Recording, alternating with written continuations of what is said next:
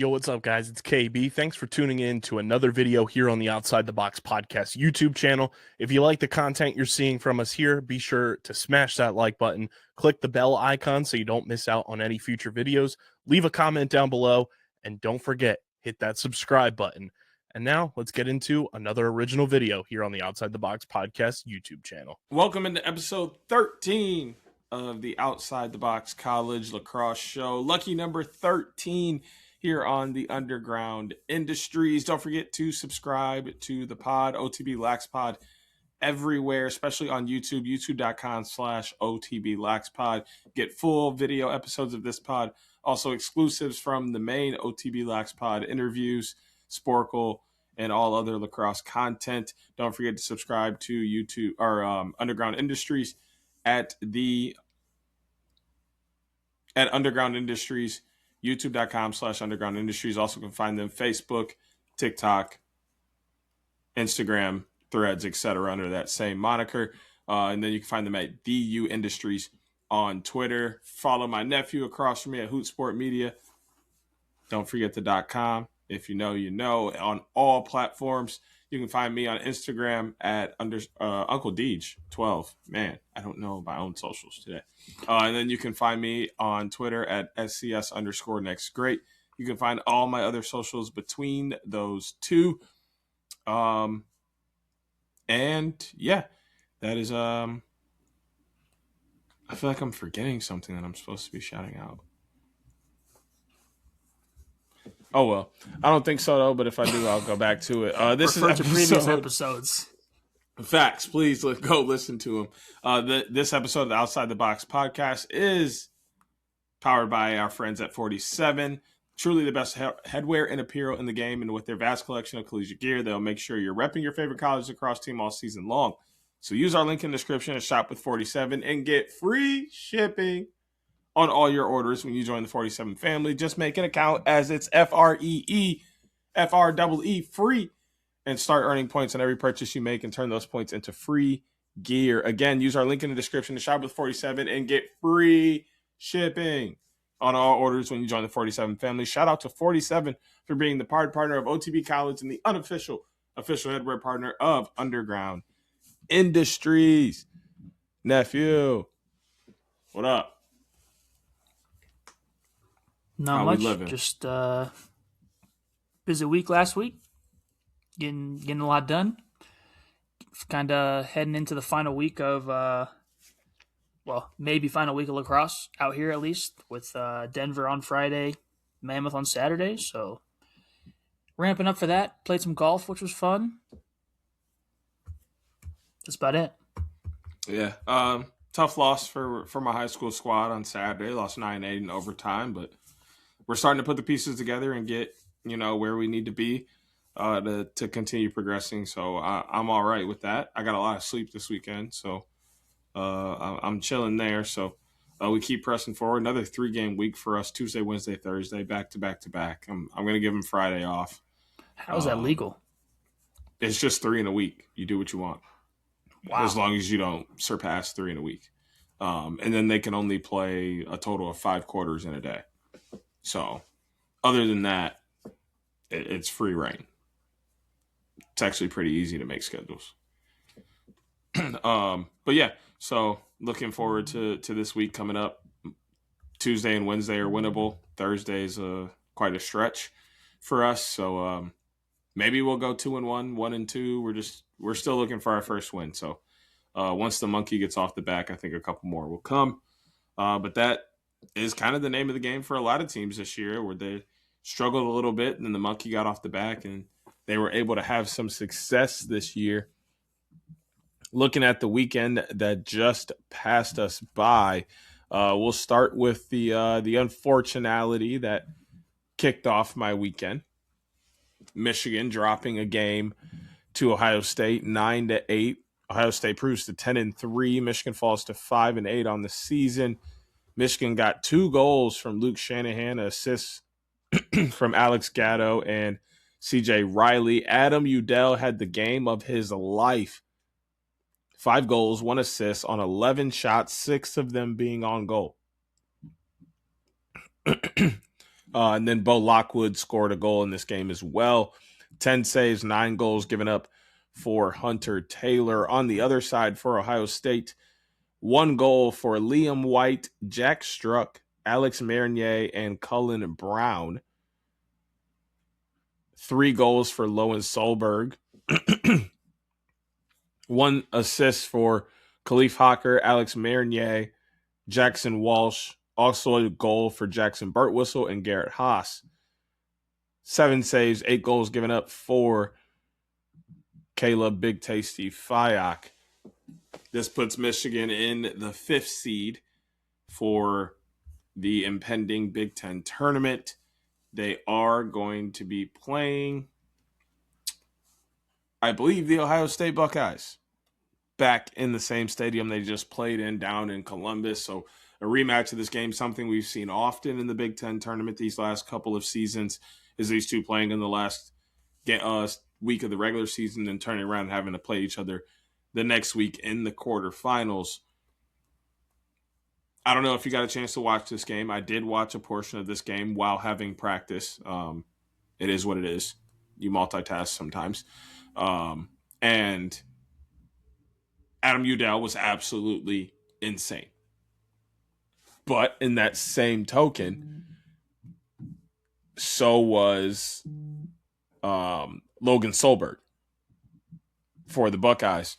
So both teams kind of handled themselves, ran that slow offense deep into the shot clock like they like to, got some stops, won some key ground balls, played hard.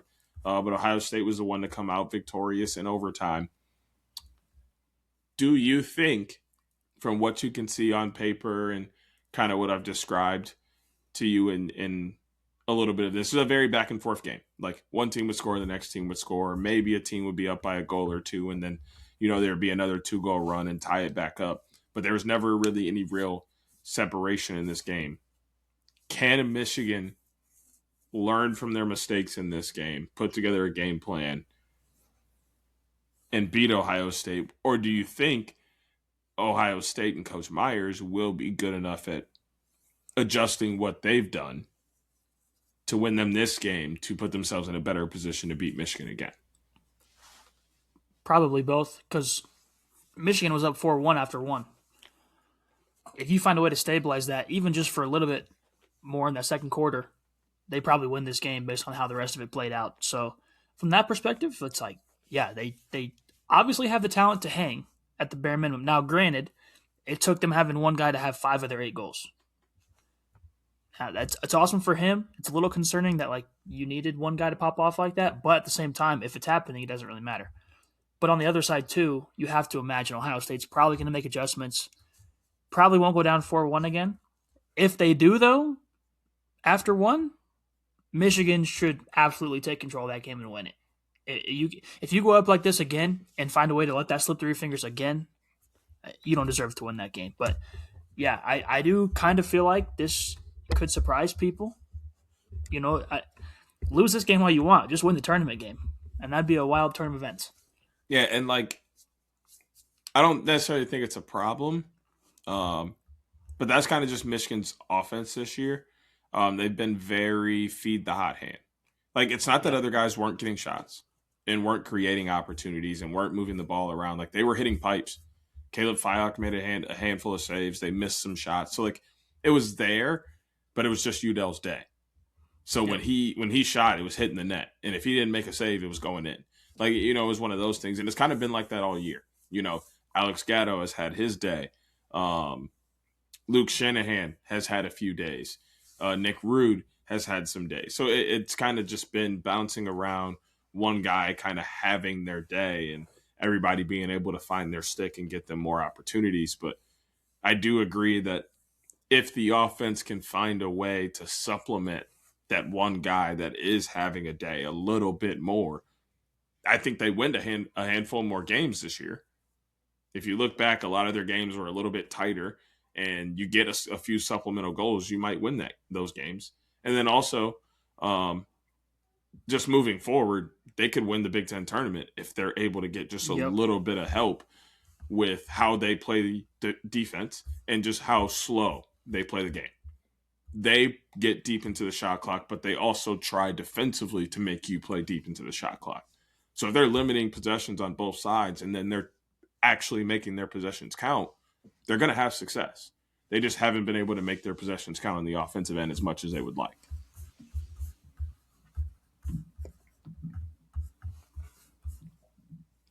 That was Friday night. Also, Friday night, Penn State doubling up on Rutgers, taking them down 16-8. Andrew Beard, 2 goals, 3 assists. Jack Ian, a goal and 2 assists. Luke Wallstrom, an assist. Chase Robertson, 1 assist and a goal. Hunter Aquino, 4 goals and an assist. Kyle Lehman, 3 goals. 3 goals for Liam Matthews. A goal and assist for Patrick Carrager. I like Carrager. I like Carrager the most. I don't know if that's his last name or not, but it's fantastic. Wow, what a name. Brendan Leary, 1 assist, and Michael Ferroni gets an assist as well. Reed Gills with a goal, 10 saves, 8 goals given up for the Nittany Lions. On the other side, for Rutgers, Grayson Vorgang, 2 goals. Colin Zeller, a goal and an assist. 3 assists for Colin Cardile. Colin Kelly, 3 goals. JJ Alio, 1 goal, 1 assist. Brock Desmaris, 1 assist. And a goal for Jack Longsinger. 8 saves, 16 goals given up for Rutgers. I mean, Penn State kind of just came in and showed their dominance. Rutgers started the season very well, got into Big Ten play, and went 1-4. Had a really bad conference season and just couldn't really put it together. Penn State kind of just solidified that on their way out the door. Rutgers in very tough shape going into the Big Ten tournament. They have to go down to Baltimore. They're going to be playing Johns Hopkins in the quarterfinal. And if they lose that game, they will be hosting a tournament that they won't be in, which is not the first time that has happened in the Big Ten. The quarterfinals are at neutral sites, and then the semis are at, or maybe they play Maryland. They play one of the two. I think the 1 seed gets a bye, and then everybody else plays because there's only 6 teams in the Big Ten. But either way, they're on the road, and if they lose, they'll be hosting a tournament that they won't be playing in. The semis and the final are at a central neutral location, depending on who's in the tournament. So that's pretty much just what this game told us, is that Rutgers season is just about packed up and done. That happened last year, too, to Denver, actually, with the Big East. And it was funny because everyone that was usually at the Denver games all of a sudden didn't want to show up because they weren't there. But they missed some great lacrosse, so anyone in the area should still go check it out because it's still – it might not be your team, but it's always good lacrosse in those tournaments. But, yeah, it is kind of funny that you have to host and you're not even – there's no chance of you even playing. At all. Yeah. But like you said, it's definitely good lacrosse. I mean, they're fighting for their chance in, getting an NCAA tournament spot. So they're not going to take it lightly, and they're absolutely going to play their hardest. Speaking of teams fighting for their season, I felt like that's what Virginia was doing when they played North Carolina. They knew they needed this win, but North Carolina improves to 10-2 as they took down Virginia 16-15 in overtime. Virginia now 7-5, and a lot in the balance for them in this season. North Carolina gets 1 goal, 1 assist from Brevin Wilson, a goal from Mason Suchek. Owen Duffy, 3 goals and 5 assists on 9 shots, 7 of them being on goal. James Matan had a goal. Caden Harshberger with a goal. Dominic Petramala, 3 goals, 1 assist, 9 shots, 5 on net. Brady Wambach with a goal. 2 goals for Luke Baer and a goal for Luke Macaluso. 3 saves, 15 goals given up for Josh Marcus. Tough game for the guy. Wow. Granted, on the other end, Tommy Snyder with a goal, Joey Terenzi with a goal, Ryan Dunkel, 2 goals and an assist, Truett Sunderland, 3 goals, McKay Millen, 2 goals, 2 assists, Brendan Millen, 3 goals, 3 assists. I mean, but their shot total's great. 6 shots, 3 on goal for Truett Sunderland, 5 shots, 3 on goal for McKay Millen, 7 shots, 4 on goal for Brendan Millen. 3 goals for Ryan Colsey, who had 6 shots, 3 being on net as well. Robbie Haber with an assist. Jake Merrick had 14 saves, 16 goals given up. So, I mean, a little bit better game for him, but still the L. Tough game for the goalies. A lot of offense happening. Not a ton of defense. Not a ton of saves. But a whole lot of action. A lot of excitement. North Carolina victorious. ACC tournament probably going to be wild. Not probably. It will. But I mean, it kind of to Virginia for being in this game, I guess, but I don't know. They're just a team I just can't get behind. I don't know why. They have a ton of offensive talent, but I feel like their defense and their goalie situation isn't nearly what it's been the last 6 years. Where I feel like they're just a step behind on that side of the ball to be competing for a championship. Whereas the last couple of years, it's been how have they not won a championship? People are kind of just shocked they haven't won one since their last. And it's kind of just I mean, they have all the talent, but they just couldn't complete it. And now it's the other way around where it's how don't they have the talent to be competing because of the legacy that they've built? But it's kind of funny that the ACC tournament means nothing. That's that's the funniest thing to me because there's only 5 teams. And in order to be an automatic qualifier, you have to have 6. That's tough. So, de facto, Virginia and another team we'll talk about in just a few moments when we get to their game this weekend, their season's done.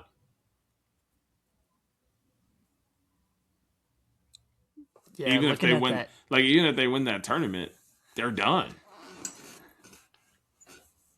I mean, that's about as close of a race as you can get in conference play, at least. 3 teams at 2-1, according to their website, if it hasn't updated.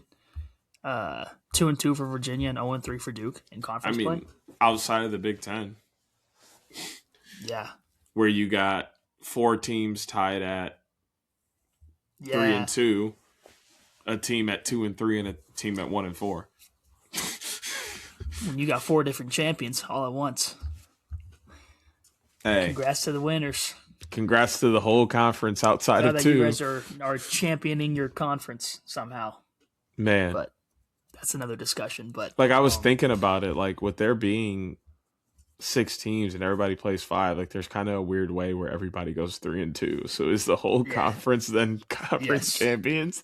What are we talking about? It's literally just here, you get your ribbon, and then just take one, pass them down. We're all going to give out our ribbons. And literally, it's what are we doing here? It's the traveling trophy.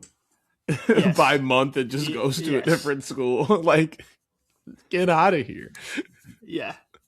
I guess we'll jump ahead to that other game in the ACC, so we can just bring up that other team. Notre Dame improves again to 8-1. Duke drops to 8-3. They lose this game 7-6. Notre Dame gets an assist from Luke Miller, 3 goals from Matt Jeffrey, a goal from Will Engrick, an assist from Will Maharis, a goal from Jalen Seymour, and 2 goals from Dylan Faison, and an assist. 7 shots, 3 on net. Did you happen to see his shot that went viral for basically being a no-looker? No. Oh, my God. It was insane. I'm going to find it and send it to you. 15 saves, 6 goals given up for the Irish.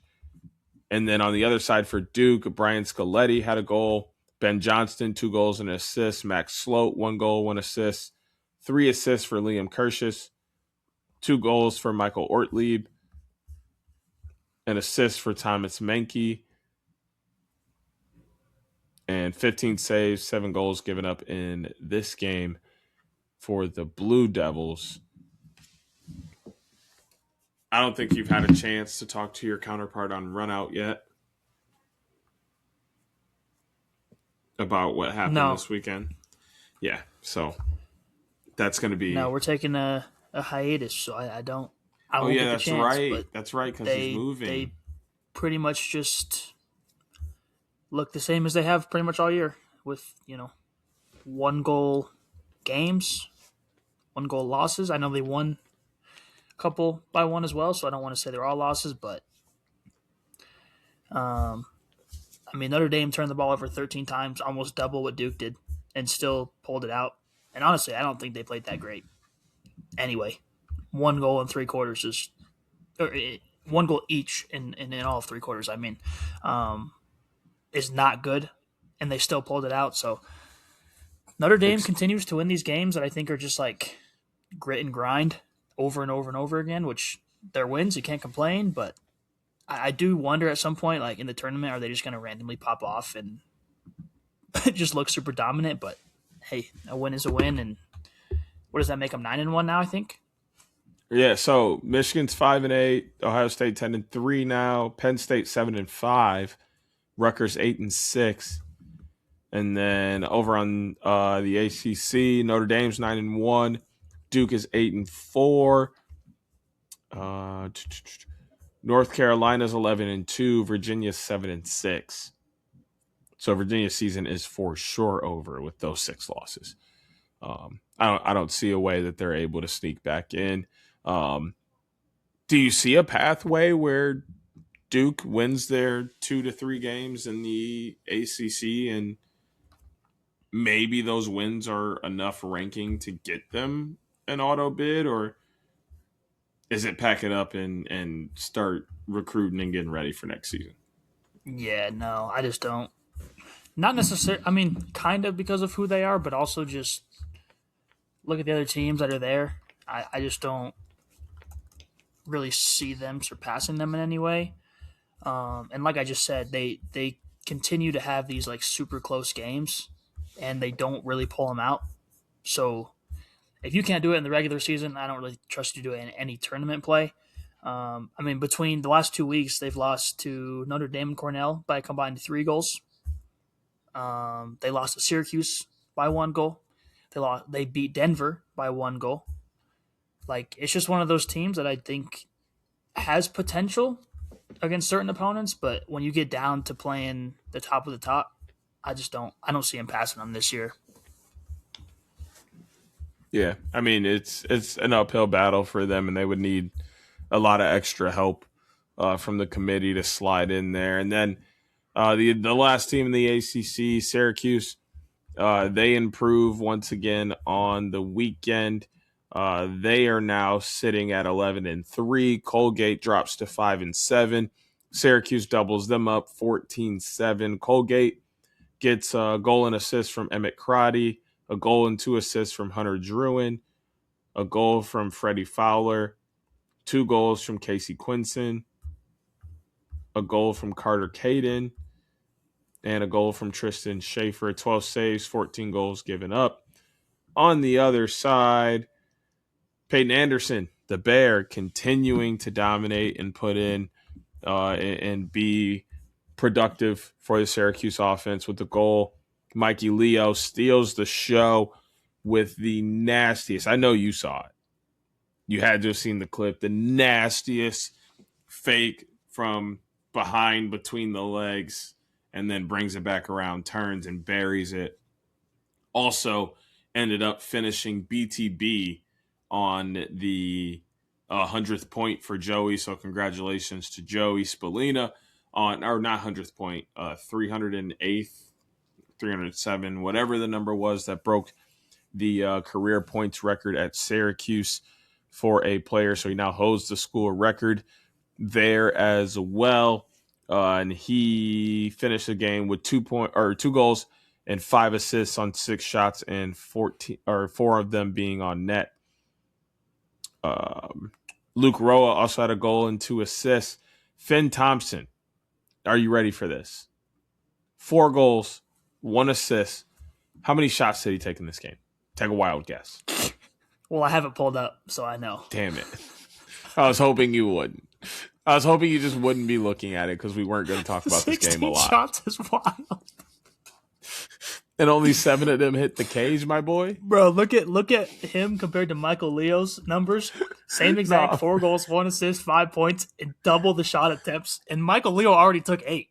And he hit 5 of his 8 shots were on net. Like that's so much more productive. Hey, this that Dion Waiters mentality. Hey, he's like, I'd rather go 0 for 30 than 0 for 9 because if I only shoot 9 minutes, I stop shooting. Jack them things up. He got 4 goals. It's fine. Facts. It is what it is. Wyatt Hoddle with an assist. Greg Elijah Brown with a goal. Jaden Kittleberger with an assist. Jake Spallina with a goal as well, assisted by his older brother Joey. 10 saves, 7 goals given up in this game. I mean, basically nothing to say unless you have a little bit to add to the Joey scenario. But that was pretty much the only reason to bring this game up. That and Mikey Leo going ADAP all day. For no reason. But literally 0 reason. I mean, the BTB I kind of felt was needed for that moment. It was like perfect. Like, look at that. Joey's going to break the record on a sick pass and an even better shot. Like, perfect. That's just a sick play all around. That's what you want when you break a record. But the between the legs fake to turn around and bury it was just stupidly unnecessary. Just stupidly unnecessary. I just can't figure out how you even think about that in the moment. That's me as a goalie. I'm looking right at coach like, hey, come get me, gang. Yep. I'm done. National television? He just did that to me on ESPN? Come get me, gang. Uh-huh. Where you going? Home. What you mean? I'm buying a plane ticket in the locker room and I'm going to my mom's house. I'm going home. Yo. I got to go cry in her arms, dog. I just got did the filthiest way possible. I'm done. And you already had how many goals put on you at that point, too. It's just like... Man, and you got to know what's going up on all the socials and everything. Like, yeah. Oh, I would be done for. Breaking news. Local lacrosse player jumps out of moving plane with no parachute. Parody. Popping over to the Ivy League for a second. The number 2 team in the country, Princeton, squeezing out against the rival Harvard. Princeton improves to 10-2. Harvard falls to 9-3. 15-14 win for Princeton in this game. They got a goal from Tucker Wade, a goal from Parker Reynolds, a goal and 2 assists from Chad Palumbo. John Dunphy had an assist. Nate Kabir, 3 goals and an assist. 5 goals for Colin Burns. 7 shots, 6 of them being on net. 6 shots, 3 on net for Nate Kabir. Jake Vanna with a goal. Aiden McDonald had a goal along with Porter Malkiel and Andrew McMeekin.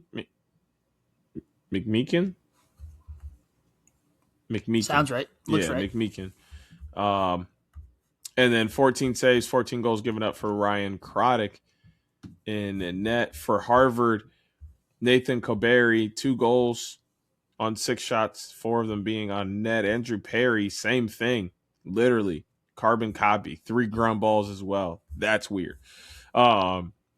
Logan Ip, 1 goal, 4 shots, 2 of them being on net.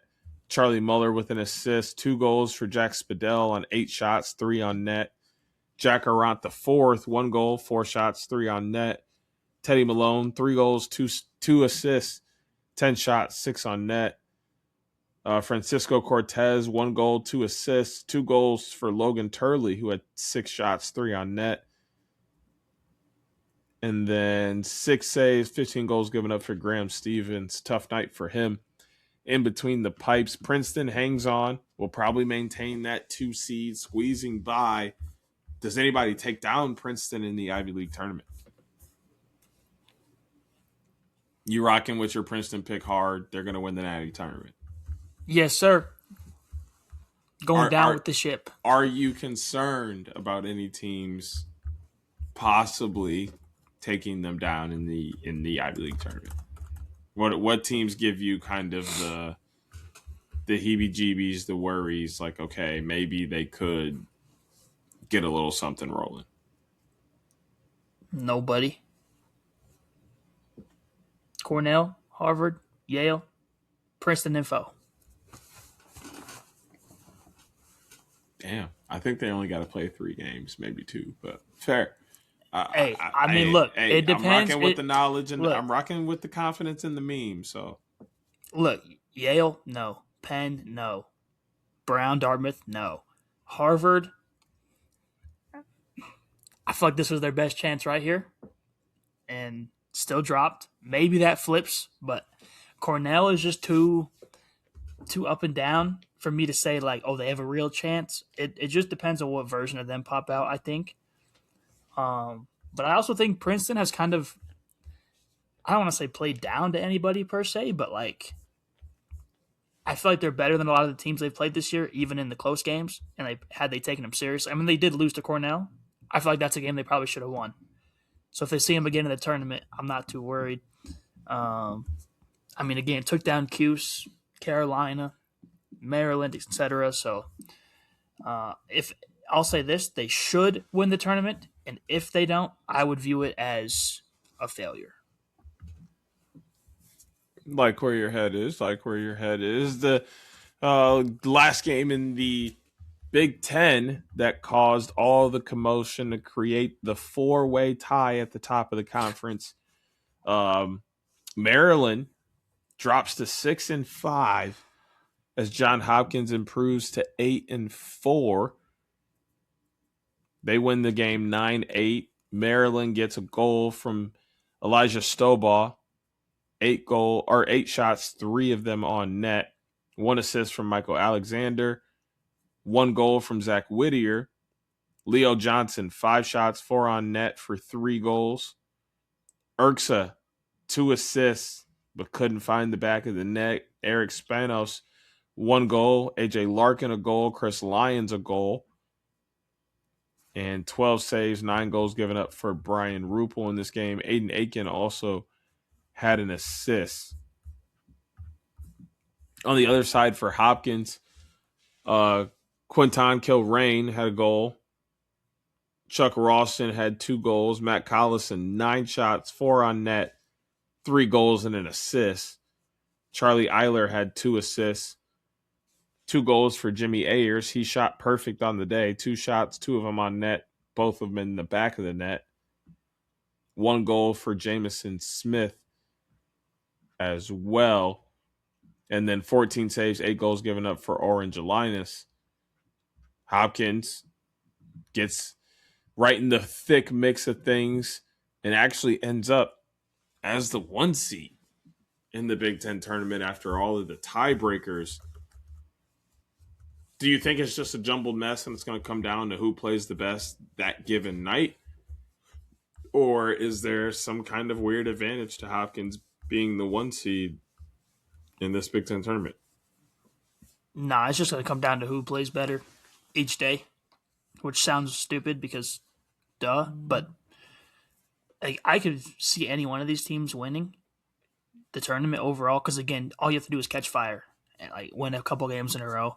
We already talked about the confidence that Michigan could potentially, they're, to me, going to mess more things up than someone like Johns Hopkins is, even with the 1 seed. So, I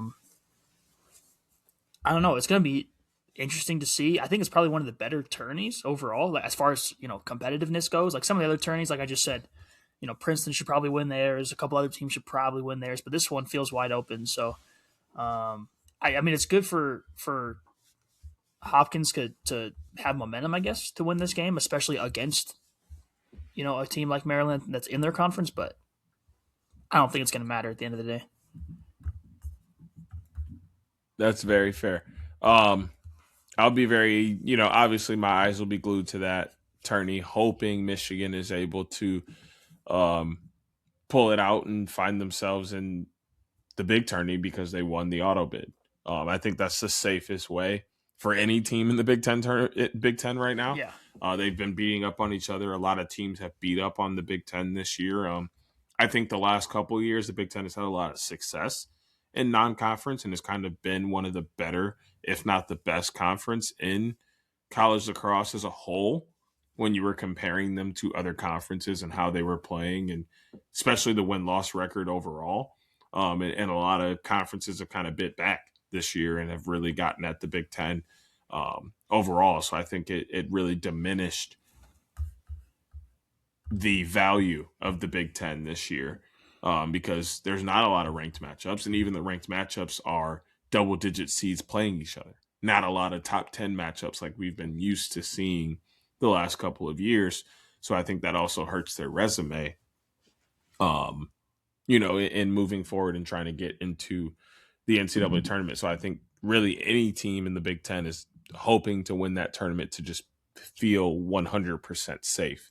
Because I don't think any of them feel like they have a at-large bid. I think they all feel like they have to win the tournament.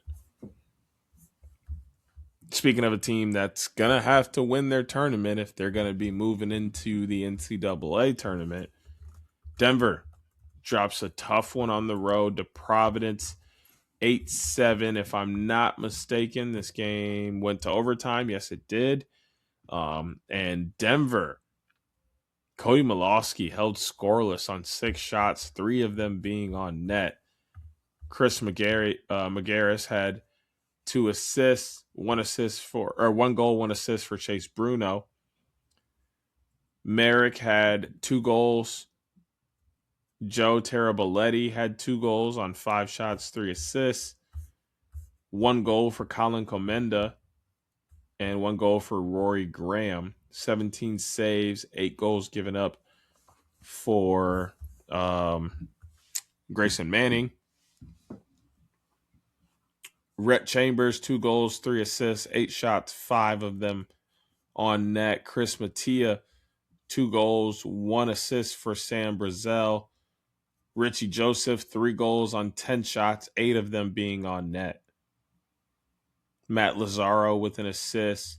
Luke Schmidt, 1 goal, 1 assist. And 9 saves, 7 goals given up for the goalie for Providence. Denver, not down and out because they can still make a run and win the Big East tourney, get the auto bid out of the conference. Do you really think that is plausible? Or is Denver also getting ready to hang things up? No, there's no chance. I'm sorry. I'm a realistic person. There's no chance. It's always so funny how straightforward you are. That's all. I'm not going to milk it. It's literally like, how is it that Grayson Manning gives you 16 saves and you lose? Your best player held scoreless. Again. It's tough to win when your best player is held scoreless and your goal. And I mentioned this a couple weeks ago. I just don't think they have the talent pool around him to necessarily help him out. I'm not hating on anyone on the team. There's a lot of great lacrosse players. But when you look at who was on the team the last couple of seasons and was able to draw attention, it's kind of tough. And again, like they held Providence to 8 goals. That's a winning formula against pretty much any team not named Ohio State. Right. So, to me, and this is a common Notre Dame at this point. Yeah, exactly. But even then, it's 2 teams that we think can, consistently win it like that. And this team, unfortunately, has had many games like that this year. It's again, you look good against Duke, even in a 1-goal loss. You look good. You go kill a team like St. John's last week, who you're supposed to, but then you lose to Villanova by 2. Like, you get killed by Georgetown at home. Like, I just don't see how you're going to go into a tournament and all of a sudden you're going to be better than Georgetown. Right. I mean, maybe the Nova game, if you play Nova again, maybe that flips, but like probably not. Maybe Providence flips. Maybe. I just don't think this was a good year for them at all. Good news is Grayson Manning's only a sophomore, so you got 2 more years with him to potentially build a contender, but I just think they had that great year 2 years ago, and now it looks bad because it's like which short time period away, but this is a very, very, very different team, and unfortunately, I don't see them making a run. Yeah, I mean, I don't know a ton about Denver, but what I do know is I agree with the sentiment you have brought up. It's going to be a tough run for them in the Big East tournament if they were to win it, and then I don't know how long they would last in the NCAA tournament if they did get the bid. That said, our guy Brian tried to say Georgetown's going to win the Big East and make the Final Four. I told you, the Big East was plausible. They're not making the Final Four, though. Big East, very plausible. Final Four is a little bit of a stretch, in my opinion. That wraps up things in the D1 for men's. Looking over at D1 women's, Northwestern had a phenomenal week. Improved to 12-3 on Wednesday night, beating Rutgers 18-6. Rutgers, 22nd team in the country at 10-6. 15th ranked Colorado beats 18th ranked Denver to improve to 10-3. Denver falls to 11-3. They beat them 9-6. On Thursday, number 1 North Carolina beats number 19 Duke to improve to 13-1. Duke falls to 9-7. Score of that was 11-5. North Carolina 4-0 in both the third and fourth quarters of that game, finishing on an 8-0 run essentially to cap things out after they were down 5-3 at halftime. Boston College, 16th ranked team in the country, beats 4th ranked Syracuse 7-4. Boston College 9-6 now. Syracuse falls to 12-4. 7th ranked John Hopkins in overtime over 21 ranked Penn State 10-9. Penn State falls to 11-5. Hopkins jumps to 13-3. Michigan with a monster upset as an 11 team in the country over the number 3 team in the country, Maryland, 15-4. They were up 3-2 after 1. An explosion for a 5-1 second quarter had them up 8-3 at the half. Then they had another 5-1 third quarter to blow things up to 13-4. And then a 2-0 quarter in the fourth capped things out for them. So a huge upset for them. Had them feeling good headed into the weekend. On Saturday,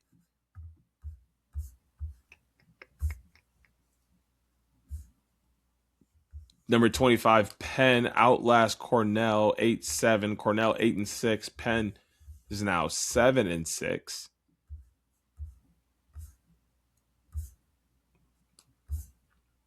Number 10 Yale outlasts Harvard 14-13. Yale improves to 12-2. Harvard now 5-8.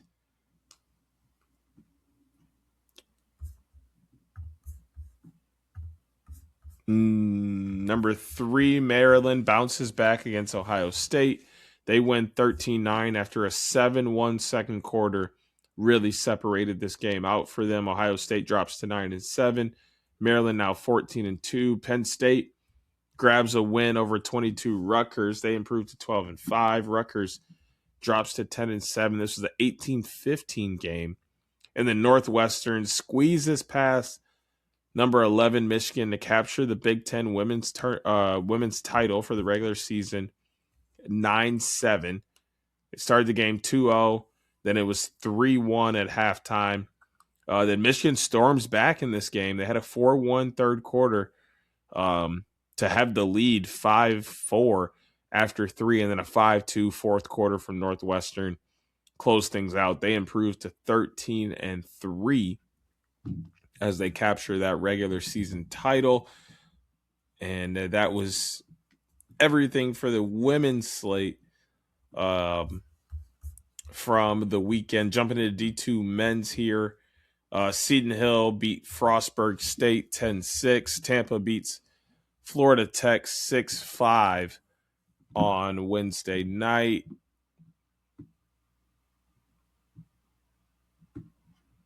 Jumping over to Saturday now, as none of the other weekly games were notable.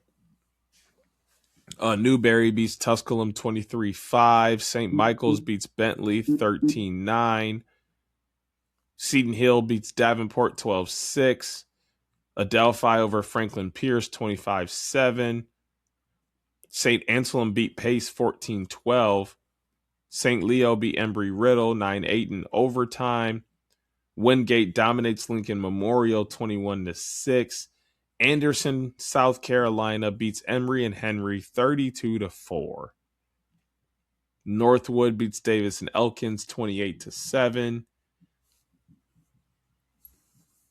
Lewis over Rockhurst 13-7. Montevallo beats Lander 20-13.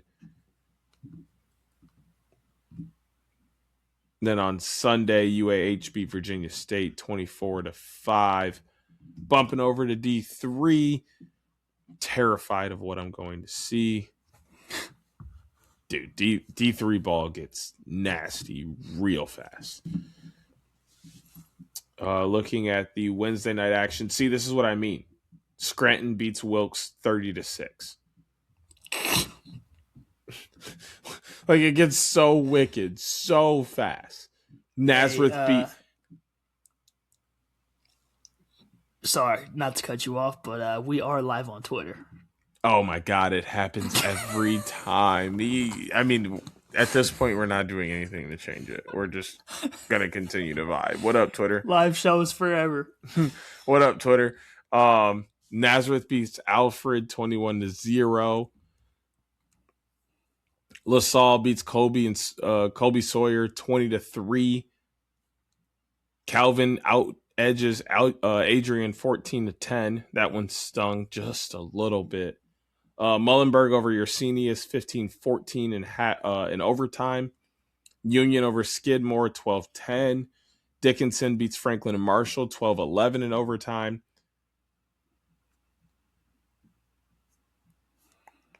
Westminster beats Thiel 27-0. Mount Union beats Marietta 22-4. Hope beats Albion 22-9. Like these scores are ridiculous.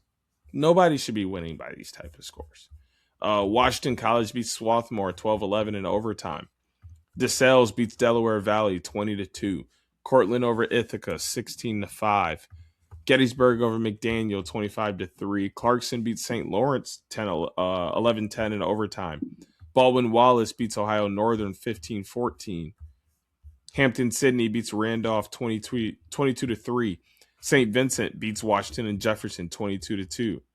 Lynchburg beats Shenandoah, which I didn't even know that's not real. Was a school.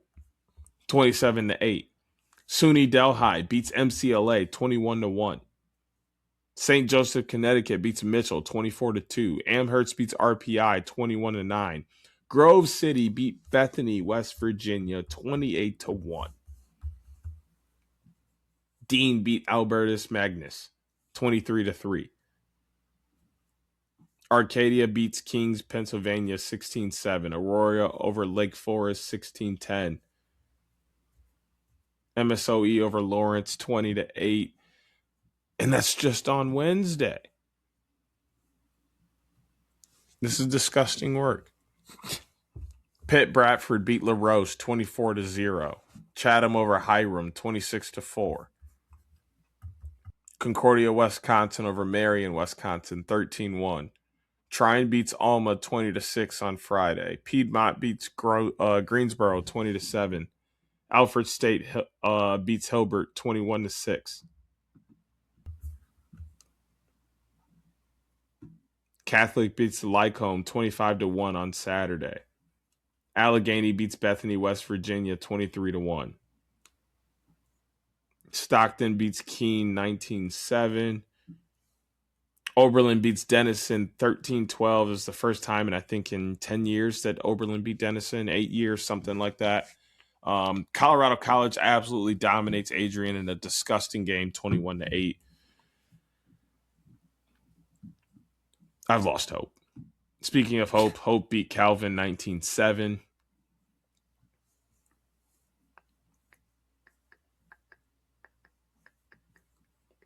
Transylvania beat Hanover 25-6. Dickinson beats Haverford 8-7. St. Vincent beat Hiram 26-4. Westminster, Pennsylvania beats Washington and Jefferson 20-3. Albion beats Kalamazoo 8-7. Swarthmore beats Franklin and Marshall 15-10. Ithaca beats Vassar 12-11. RPI beats Clarkson 15-9. Christopher Newport beats Salisbury 12-9. Baldwin Wallace beats Capital 18-9. Tufts beats Hamilton 18-10. Washington and Lee beats Randolph 29-1. Huntington beats Brevard 26-3.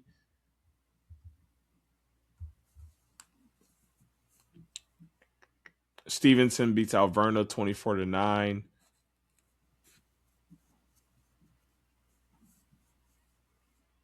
York, Pennsylvania beats Albright 29-3. Muhlenberg beats McDaniel 23-5. Elizabethtown beats Goucher 24-5. Stevens beats Arcadia 28-4. Grove City beats Thiel 25-2. And then turned around and played St. Mary's, Maryland, and beat them 14-13 in overtime on the same day? ?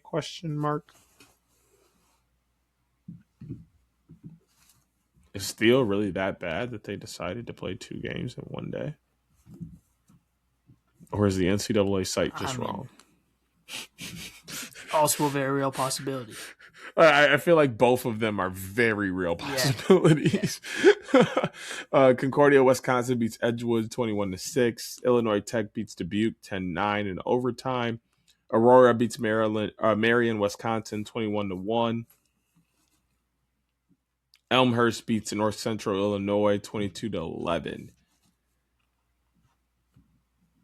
On Sunday, Albion beats Wittenberg 15-8. Transylvania beats Earlham 20-2. Maine Maritime beats Anna Maria 28-10.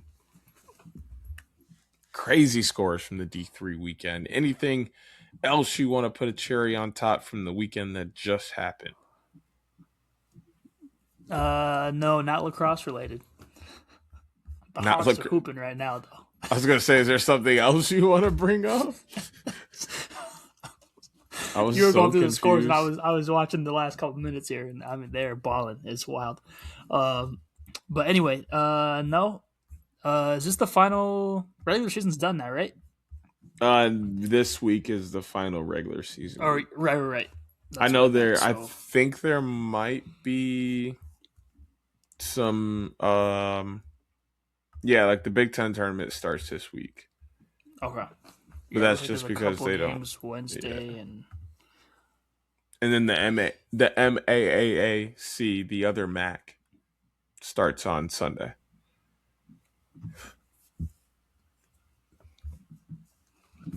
But yeah, jumping ahead to the weekend ahead of us.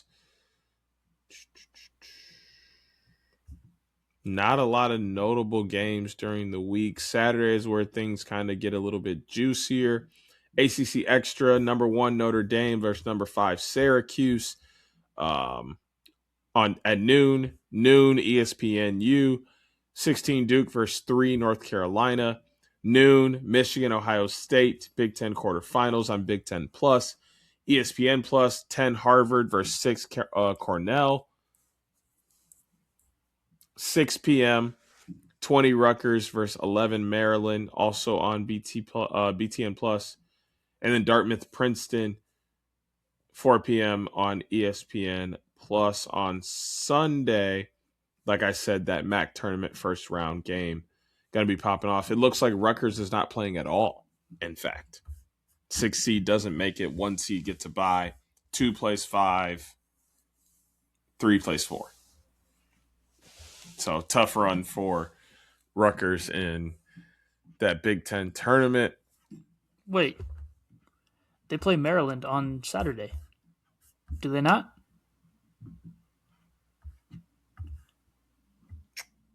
Yes, never mind. I'm bugging. Sorry. Okay, I was like, I'm pretty sure it says quarterfinals, but so who are the two that are not playing? I see them. I see the Ohio State, Michigan, Penn State, and they're giving 1 and 2 a bye. Penn State and okay, Hopkins.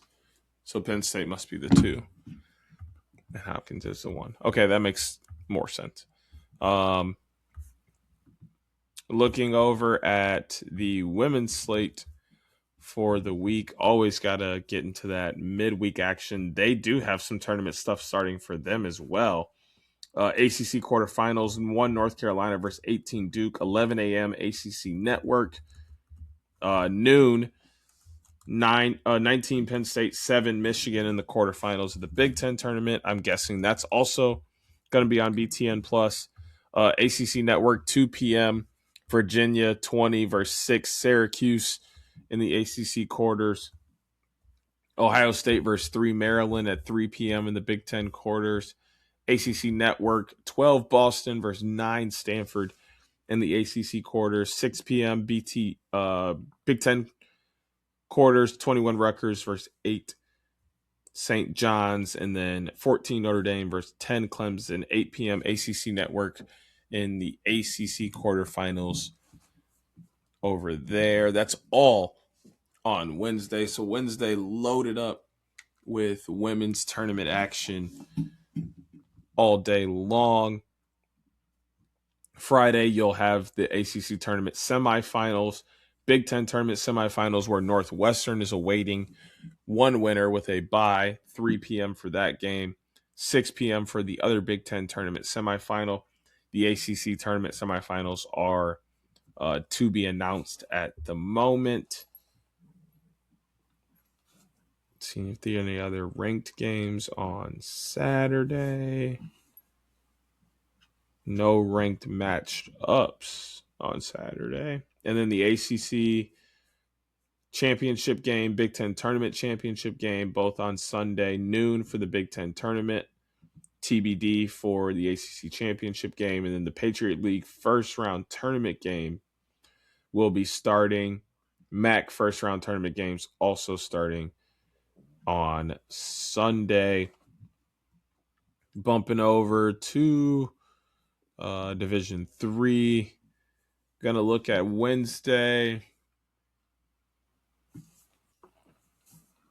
Hope and Adrian, Calvin and Kalamazoo, Trine and Albion, Grove City and Hiram, Ohio Wesleyan and Wabash,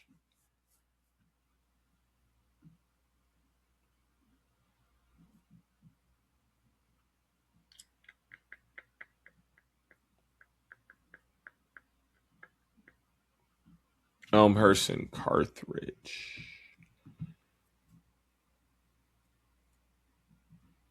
Nothing relative on Thursday.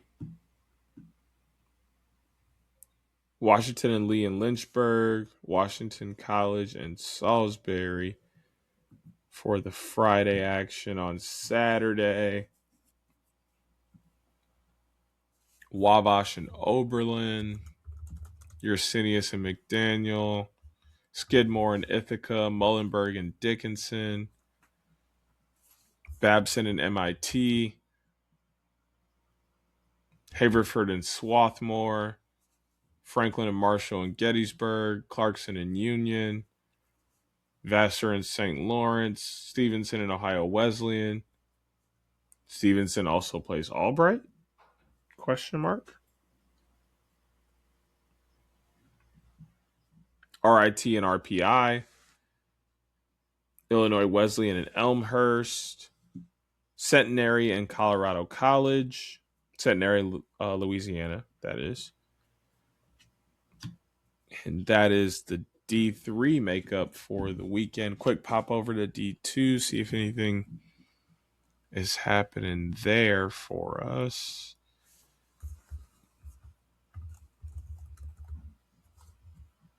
St. Leo and Florida Tech, Florida Southern and Tampa, Chestnut Hill and Post, Catawba, Catawba, I think it is, and Wingate on Wednesday.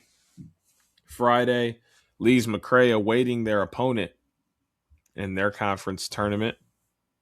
Lander and Flagler, Montevallo also awaiting, along with Belmont Abbey in their conference tournaments for their opponents.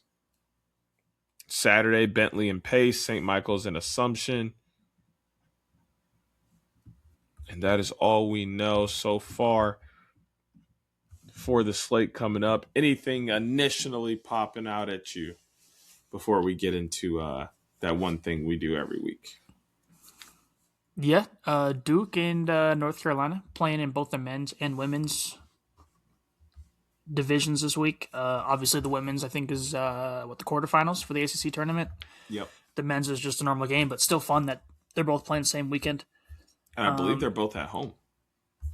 Are they? Actually, yeah, looks like it. I think North Carolina's Wednesday at North Carolina, unless they're playing that conference tournament at a neutral site. And then the men's is Saturday at North Carolina. Yeah, so that, and then the other honorable mention, the last Denver game I will be at Friday night against Marquette. So wrapping up the field lacrosse season for me. So it went by fast, but still going to be fun one last time. Oh, it always is. It always is. And your pictures are absolutely phenomenal. If you haven't seen them, make sure you're following him, Hoots Sport Media, on all platforms. Check out those selects that he drops because he does a fantastic job. With nothing else left to say, our Riverside games of the week are powered by, yes, you guessed it, Riverside. We made the switch to Riverside a couple months ago as a company, and it's changed our entire productivity level on its head. From an enhanced audio quality and episodes, easy-to-use editing tools, including a built-in editing bay for all our shows on the network, and the fastest way to cut clips, segments, and funny moments for all of our shows, while also going live on Twitter. Plus, it is an absolute bargain compared to the competitors. Use our link in the description to get your podcast, webinars, or video projects looking and sounding pristine with Riverside. Nephew Hoots, what's your Riverside game of the week? I don't think it's any surprise, but it's Cuse Notre Dame. 5 versus 1. I think it's basically a battle of two number ones, in my opinion. I know Cuse is currently ranked 5th, but this is going to be a fun matchup and a chance for Joey to just add to his point total. And expand that lead and, make his record even more untouchable than it probably already is for a while. I wanted to give a different answer, but there isn't one. I have an honorable mention, obviously, out to the Michigan-Ohio State game, getting to run the game back in lacrosse version. That rivalry always gets me juiced up, and Michigan has a great chance to win it and try and make a run in this Big Ten tournament to get a automatic bid into the NCAA tournament. So I'm super juiced for that, but it does not surpass Syracuse and Notre Dame, which is absolute fireworks. Top 5 matchup once again. One thing I did want to bring up, Richmond got into the win column again after they did so last week, took down St. Joe's 13-11. Is there anyone in the A10 that you believe could beat Maryland or Richmond?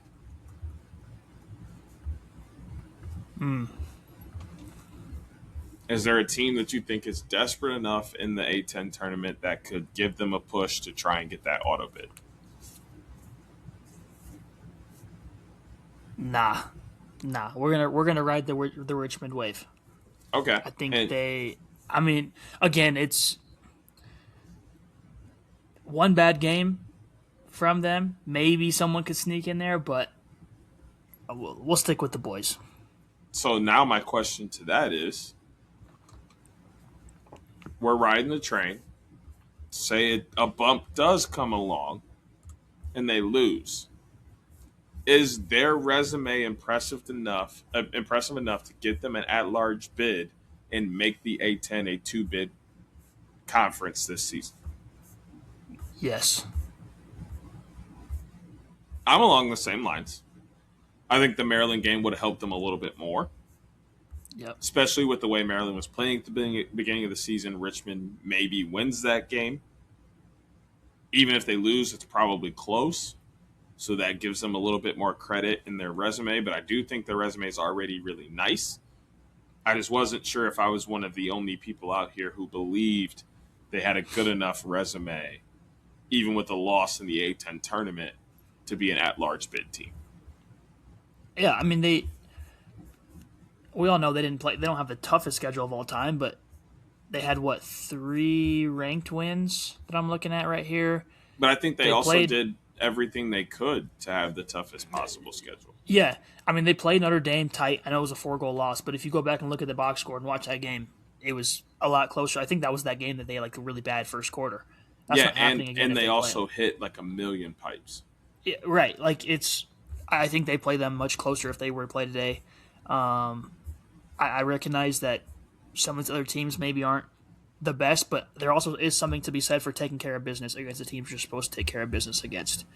We extend that benefit of the doubt to all the top teams when they go dominate at school, and it's all of a sudden they're 11-3 at the end of the year, and it's but half their games were against garbage opponents, and then it's but they did what they're supposed to do. All right, if we're playing that game, Richmond you have to include Richmond. I know some people don't like the fact that you can say, oh, they have ranked wins because they were ranked when they played them or whatever, but they were hot at that time.